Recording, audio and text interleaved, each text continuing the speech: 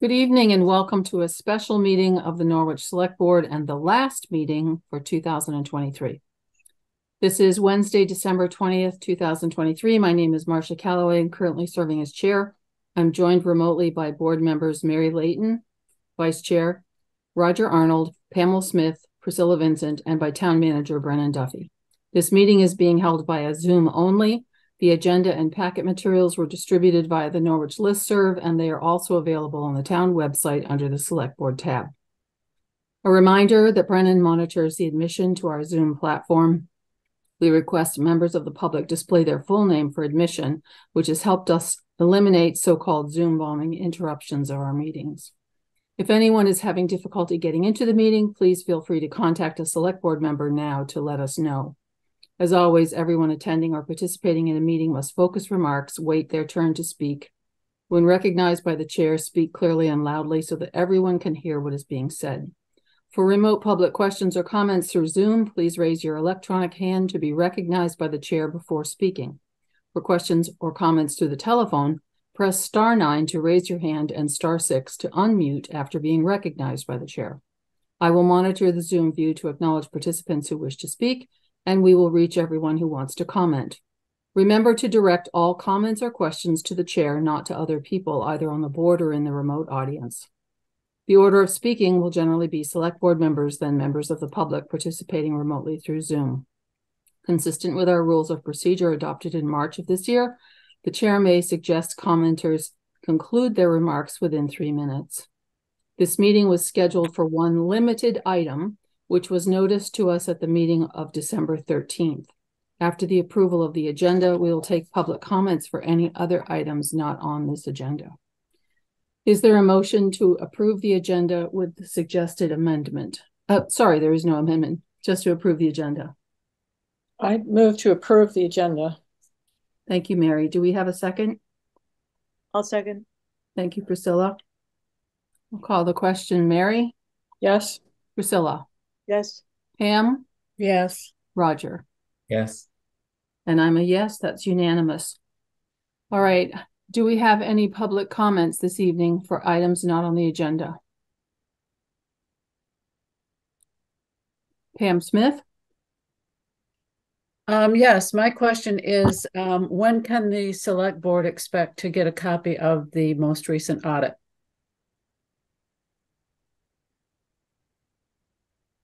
Brennan, would you like to take that? Is that a public comment or a question? Yes. No. Which is it? It's during public comments, and my comment is I'd like to get a copy of the audit. When can I expect that? I do not have Thank you for your comment. Thank you for your comment. Thank you, Roger. I don't have a firm estimate on when we will be receiving the final printed audits. I know that they have gone back. Our materials have all gone back to Sullivan Powers. I would expect that will be in the next week to 2 weeks, but I don't have a firm date. They have not provided that. So Pam, the board always gets a copy of the audit. You don't need to ask for it. I just was wondering when that might happen. So we will now move on to the action items. And we have one, the request to adjust the grand list due to changes in current use. Cheryl Lindbergh, would you like to introduce this? Okay, thank you, Marcia. Everything that I would say, again, is in the packet. We do this, traditionally it's done before the end of the year if there are any changes that result in for various reasons, so that we get our final grand list as accurate as possible by 12/31 each year. And there's been a flurry of current use withdrawals. The state has been very active in following up lately on current use property owners who have not had inspections of their property and checking in on them. And so they've come across several that had to need a withdrawal of some acreage or buildings or whatever it might be. So the catch up is occurring. that affects us as listers, and we need to process those withdrawals and make the changes to the assessments to reflect what now exists as of the date of the withdrawals. So these are all done before the 12/31 deadline, so we need to get them in the grand list. Hopefully that's clear. Does anyone have any questions? Priscilla? Yeah, some things are increased, some things are decreased, and I mean, I might have thought if you were taking something out of current use, your value would go up. So I'm not sure why some things would decrease. Is there any? I mean, I'm not questioning your judgment because I know that you in the lister's office know very much what you're doing. I'm not familiar with how this works. Well, you know, Priscilla, that's a question that I asked, and I got advice from our PV&R to get that clarity. And in fact, when I thought about it, so sometimes on a property, there is acreage that is not in current use. And it turns out that those acres can be less valuable than the current use acres are. Oh. And so, yeah, because you're moving something to a less valuable per acre line on the property record card. And so in doing that, there are some small downward adjustments. There's also the possibility of, so there's 3 categories of current use. The most valuable to a property owner is agricultural acres, and those receive the largest credit. The next is forest, and then non-productive is the 3rd category. So if somebody moves property from agricultural to forest, then they're going to have a higher value and less current use. I'm trying to say that correctly. But that's a couple of ways in which the current use calculation can impact acreage on a parcel. The largest one, I'm guessing everybody noticed on here, that was the result of withdrawing buildings from current use, which were no longer eligible. And that was the reason for the large adjustment on that one parcel. Thank you. I hope that's helpful. Mm-hmm. Any other questions? Seeing no questions, is there a motion? I will make this motion, Marcia. I'm assuming that I would read all the details. I guess so. We can be as clear as possible, and that will be copy and pasted into the minutes.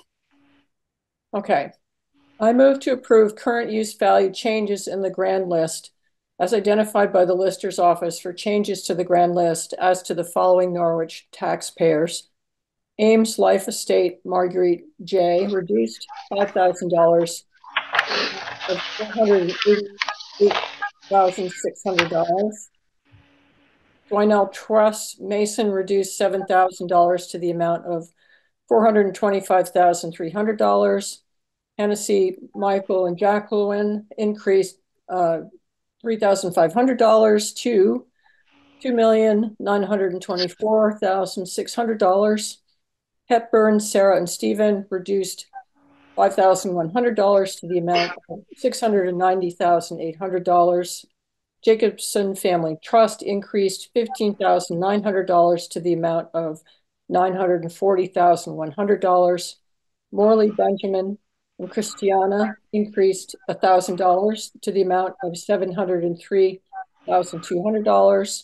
Tullar, Nathan, and Carol Ann increased $103,400 to the amount of $1,174,800. And Yaffe Trust, Lisa E., reduced $1,600 to the amount of $403,600. Thank you. Do we have a second? I'll second. Thank you, Priscilla. Call the question. Roger? Yes. Pam? Pam? Sorry, I was muted. Yes.